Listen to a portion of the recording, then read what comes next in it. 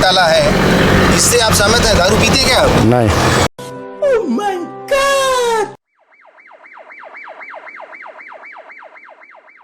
नमस्कार दोस्तों, भैया जी न्यूज़ में दुर्गेश सिंह आप सभी के सामने फिर से हाजिर हैं एक नए पब्लिक डिबेट के लिए। और हम आज पब्लिक से हम बात करेंगे कि किस तरह से केजरीवाल सरकार ने जो है जिस तरह से दारू घोटाला किया है, शराब घोटाला दिल्ली में किया है, उसकी हम आज पब्लिक में हम उसकी बात रखेंगे कि क्या लेके आए थे, क्या वादा करके आए थे कि हम जो है दिल्ली को लंदन बना देंगे और तमाम रोज़गार अवेलेबल करवा देंगे, शिक्षा के क्षेत्र में सुधार करेंगे। और आपने देखा कि उन्होंने आते ही जो है ना तो कोई शिक्षा में कोई खास काम किया, कुछ सरकारी कॉलेजों की रंगाई पोताई भर कर दी और बस इससे ज़्यादा उन्होंने कुछ नहीं किया। यमुना वैसी की वैसी हैं। आज भी छठ पूजा में हमने देखा किस तरह से यमुना में गाज की उठ रहे थे, गंदगी थी, वहाँ पर बिहारी लोग अपना पूजा नहीं कर पा रहे थे, जो भी छठ पूजा कराते हैं। तो हम देखते हैं कि वादे और उस पर काम करना दोनों में केजरीवाल सरकार फेल रही है। और सिर्फ इनका ध्यान रहा है कि एक पे एक दारू का फ्री दिया जाए, एक बोतल खरीदो एक फ्री लो जो है। तो इनकी ये फ्री की योजनाएं, फ्री की रेवड़ियाँ, कई बार इनको सुप्रीम कोर्ट से भी डांट मिल चुकी है और कई बार इनको तमाम लोग, जनता भी इनको इस बात पे घेर चुकी है कि किस तरह से ये फ्री की रेवड़ियाँ बांट के समाज में ये सब चीज़ें कर रहे हैं। तो फिर हम आज इसी मुद्दे पे हम लोगों से जानना चाहेंगे, दिल्ली के लोग भाई लोग हैं तो उनसे हम जानेंगे कि क्या उनका कहना है कि क्या ऐसी सरकारों के लिए ये सब करना ज़रूरी है, वोट बैंक के लिए या सिर्फ एक सरकार चुनने के लिए, सत्ता के लिए, क्या ये सब करना बहुत ज़रूरी है? क्या और दूसरे वादे और दूसरे काम करके वो सत्ता पे नहीं पा सकते, उनकी सीटें नहीं आ सकती? सिर्फ ये फ्री की रेवड़ियाँ बांट के, दारू फ्री बैठ के क्या कहाँ ले जाना चाहते हैं भारतीय समाज को? कहाँ ले जाते हैं? दिल्ली की जनता को क्या भिखारी समझते हैं? क्या समझते हैं ये? इनके कई मंत्री इस समय जेल में हैं, हम उस पर भी चर्चा करेंगे। और ये भ्रष्टाचार में डूबी हुई पार्टी है, बन चुकी है, ऐसा सबका मानना है। आइए इसी बीच में हम जनता से बात करते हैं। अभी केजरीवाल के जो घोटाले हैं, जो एक के बाद एक सामने आ रहे हैं, उनमें आपका क्या कहना? अभी उनका नया घोटाला शराब घोटाला था, तो उसके संबंध में आप क्या कहना चाहेंगे? किस तरह की ये घोटालों की राजनीति कांग्रेस ने शुरू की थी, अब ये इस पे केजरीवाल उतर आए हैं? अरे उतरने तो जितने लोग उतर रहे हैं वो तो खुद अपने में ही फंस गए।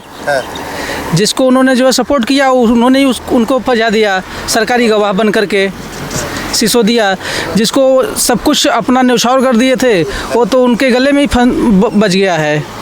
तो वो शिक्षा मंत्री थे और वो आ गए दारू घोटाले में। हाँ, तो खुद ही बच गए ना दारू घोटाले में आते ही जो है। उन्होंने जो 2 करोड़ कैश लिया है दिल्ली के कारोबारियों से, जिसकी ईडी जांच कर रही है, उस पर क्या कहना है आपका?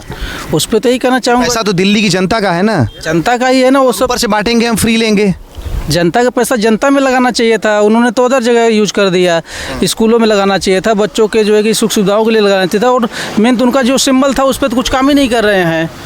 उनका सिंबल था झाड़ू, झाड़ू का काम क्या है? साफ़ सफाई, क्लीनिंग का। बट अभी वो क्लीनिंग कर रहे हैं कहीं? क्लीनिंग किसका कर रहे हैं? आम जनता, मतलब कि गरीबों की क्लीनिंग कर रहे हैं, मतलब दारू पिलाएंगे, जुआ खिलाएंगे। तो ऐसे क्या होगा? दारू पिलाएंगे, आज दारू पिलाएंगे, कल हॉस्पिटल बनाएंगे। हॉस्पिटल में क्यों? क्योंकि जब दारू आदमी पिएगा तभी तो हॉस्पिटल में जाएगा, जब दारू पिएगा नहीं तो हॉस्पिटल में कहाँ जाएगा? शाबाश बेटा। मतलब कि शिक्षा और रोजगार के संबंध में काम करना चाहिए। हाँ। लेकिन ये वहाँ से आ गए दारू कांड लेके जाए। ठीक, दारू कांड में फिर कुछ लोग ऐसे हैं कि बोलेंगे गुटखा खाना क्या है? जहर ही है ना। तो जहर कौन उत्पन्न कर रहा है? सरकारी कर रही ना। क्यों? क्योंकि जब जहर उत्पन्न करेगी तभी फिर हॉस्पिटल उनका अच्छे से बनेगी। हमसे तो मतलब ये जो मोदी जी का स्वच्छ भारत अभियान है, ये गुटखाबाजों और ऐसे केजरीवाल के दारूबाजों ने पूरा इसका चौपट करने की कसम खा रखी है। स्वच्छ भारत अभियान कैसे बन पाएगा? कैसे बन पाएगा? जब तक ये सब बैन नहीं होगा तब तक कुछ नहीं हो पाएगा। सबसे पहले तो जो है गुटखा, ये सब नस्ली चीज़ें सारे बंद होनी चाहिए, तभी जो है कि इस पर सुधार कुछ आ सकता है। जब लोग को मिलेगा नहीं तो फिर वो खाएंगे क्या? सबसे पहले तो ब्रेकअप। तो अभी पॉलीथीन तक बैन नहीं कर पाई है। बड़े बड़े पढ़े लिखे लोग देखते हैं मार्केट में ना झोला लेके नहीं जाएंगे, ना जूट का बैग इस्तेमाल करेंगे, पॉलीथीन इस्तेमाल करते हैं। तो जनता भी तो उतनी ही दोषी है। जनता को जागरूक करने की क्या सरकार ने ठीका लगा? जनता तो खुद भी जागरूक है, हर मामले में तो करती है सब। मजा आया अपना काम। तो इसमें भी कर ही रही है, बट जब जनता को मिलेगी नहीं तो यूज नहीं करेगी। सबसे पहले तो मेरा तो यही है कि जिस कंपनी से बन रहा है वो उसको बंद किया जाए। जनता तक नहीं पहुंचेगा, जनता कहाँ से यूज करेगी? जैसे उसमें मोदी जी ने नोटबंदी की, रातों रात की ना, तो उस पर किसी जनता ने कुछ आवाज़ उठाया नहीं उठाया, लास्ट में क्या हुआ कि उस पर सबको अमल करना पड़ा। तो ऐसे मैं भी चाहता हूँ कि रातों रात जो है ये सब चीज़ें भी बंद होनी चाहिए। आपका क्या नाम है? विकास दुबे, कहाँ से हैं? माडवा से। तो ये बताइए कि दिल्ली से हैं आप, और ये बताइए कि केजरीवाल का जो ये दारू घोटाला है, इससे आप सहमत हैं? दारू पीते क्या आप? नहीं, तो फिर किसके लिए योजना लॉन्च करते हैं ये लोग? ये लॉन्च करते हैं जो दारू पीते हैं उनको उससे फायदा है।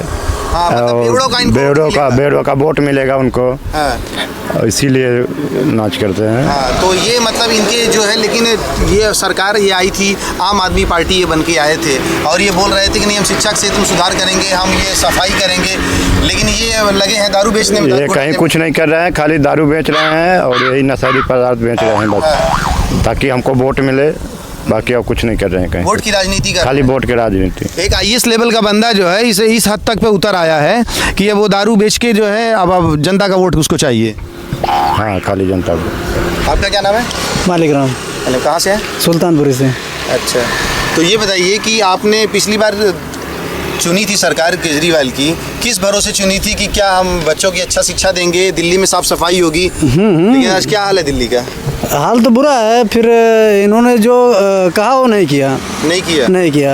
हाँ। इसने जो है ना तो शिक्षा पे इतना काम किया, हाँ। और ना ही जो हॉस्पिटल पे इतना काम किया। अच्छा। इन्होंने जो है दारू के नशीली पदार्थों में उतारा है, चाहे इनको उसमें कमीशन मिलती हो चाहे जो भी हो, लेकिन इन पे अभी ईडी ने जो है तमाम लोगों पे छापा मारा है और 2 करोड़ की लॉन्ड्रिंग के मामले में सिसोदिया के ऊपर इल्ज़ाम लगा है। जिस कारोबारी ने के ऊपर आरोप था पहले, वो खुद इस समय गवाह बन गया है।